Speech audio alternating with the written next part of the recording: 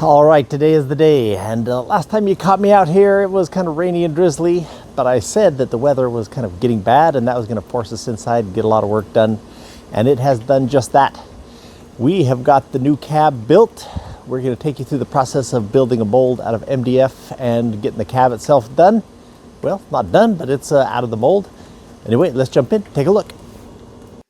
Now, mentioned in that introduction there that we're going to be using MDF as this mold material. Now, MDF is a great product for this kind of thing. As long as you seal it, you can use it to build any kind of a square mold like we're about to do here.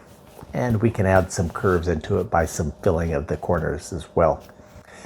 Now, this is going to be all assembled from the outside with these 2x4s that you see I'm screwing into. There'll be some places where I'm using some interior screws that wouldn't be accessible because they'd be inside of the part itself. Those will just be filled and they can be removed after the mold taken apart if you needed to do that. Now I get these things water jet cut for the accuracy and, well, because my son works for the water jet company here in our area, and so it's really easy for me to just send the files over here and let him manage getting the pieces out for me. With a little help, get this thing put together just like a kit you might get in the mail. Well, I don't know if this would come in the mail, pretty heavy. That's one of the downfalls of MDF. It is a heavy material for what you get. Now we're going to build this cab with a lot of panels in it. Some panels that kind of pop out on the outside surface, and then we're going to recess all the windows. They're going to be surface mounted windows, not using rubber seals or anything, but just recessed. And so the recess is going to be just the thickness of the MDF here. Now the inside of that recess, we're going to make it a nice radius curve. So we're going to set up a radius bit in our router, curve the inside corner, and then we'll go back later and radius the inside with some filler. Now the door needs to be twice the depth of the recess as any of the windows here. So I've got this little piece cut out that gives us the first depth, and then we'll stick a panel on top of that that makes it twice the depth of the MDF, 1¼ inches deep with the 2 panels on there. Here I'm sitting right on top of the windows. They're also recessed, so we're radiusing the corners of those as well. Then you'll see ahead of me there kind of a big long oblong black hole. That's a raised panel on the nose of the cab, and we'll radius it as well. And then we'll go back in and put a panel on the outside, which will give us our outside surface. You see by my left shoulder there, another panel, and then over on the right, another panel by the footwell area. I said this inside corner is all going to be radiused with some filler. So here's the assembled pieces, and here it is with that filler that I'm mentioning. Just a little small radius on all the raised panels. And then of course you can see where the main panels for the side of the cab, front of the cab, roof of the cab all come together. Nice big round radiuses, like 2.5-inch radius. Gives us a good smooth edge for our cab.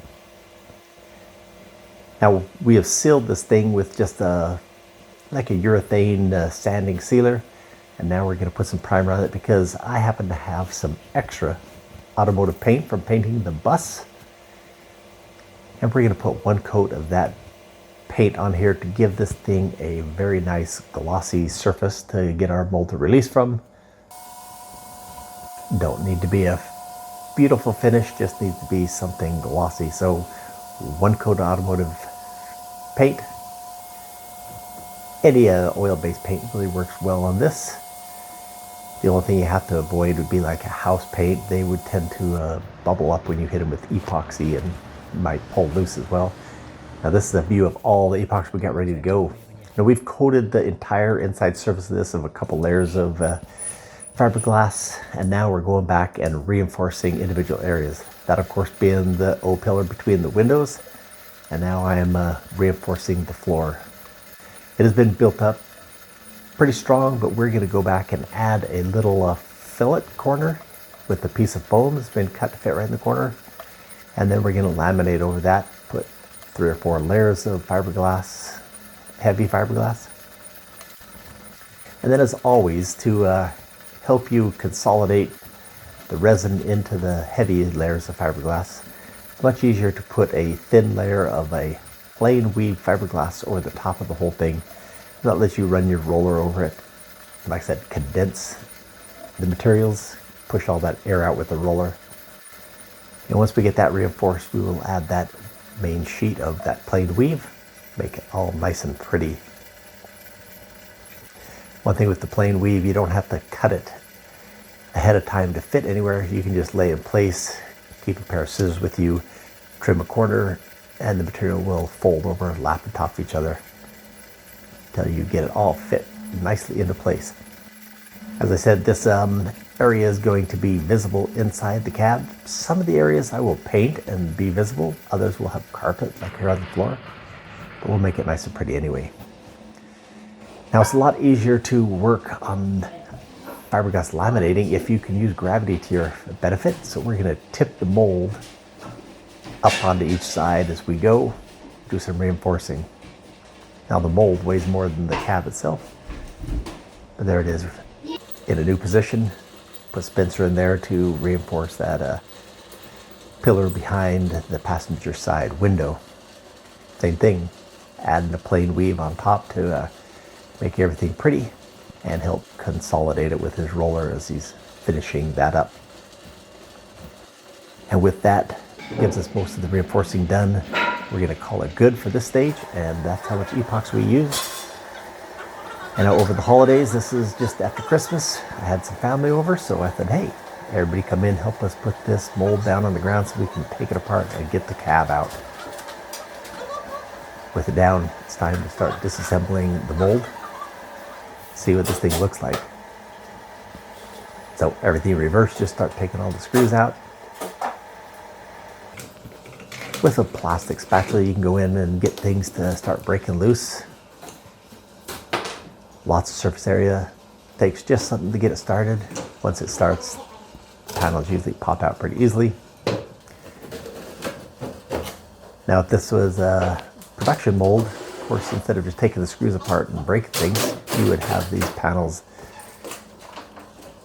in that they would bolt together. You could just go back, bolt together, build your next cab. In this case, prototype as it is, we're just gonna take things apart, get rid of that mold. Yeah, I told you everything just comes apart easily. Every once in a while you'll find a piece that's kind of wedged in there or sticking. Once you get them out, everything else seems to be easier because the hard ones are gone. Now this MDF mold, I think it weighed like 300 pounds. And as we got this thing out and start to move it around, I think the cab in the end weighed about 160 to 180 right in there. And you'll see that two of us are able to manage it, move it around somewhat easily. Now it's kind of jagged, we just need to trim it up, and then we'll take it outside and give it a try in place on the frame.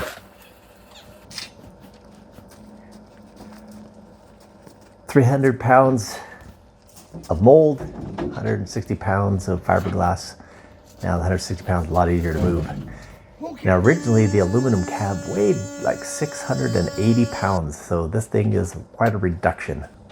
We do have some more lamination to add to this thing, but this is a good fit, and it looks like seams are going together just beautifully. All right, we're back inside with the cab. You can see sitting here on its side because it needed a few pieces of reinforcement. Built some boxes into the floors, little channel for some electrical wiring, a few things like that. And those are coming along, so we will have a video of that part of it again very soon. Anyway, we are glad you came by here today. Thanks for coming by. Come back and see us again.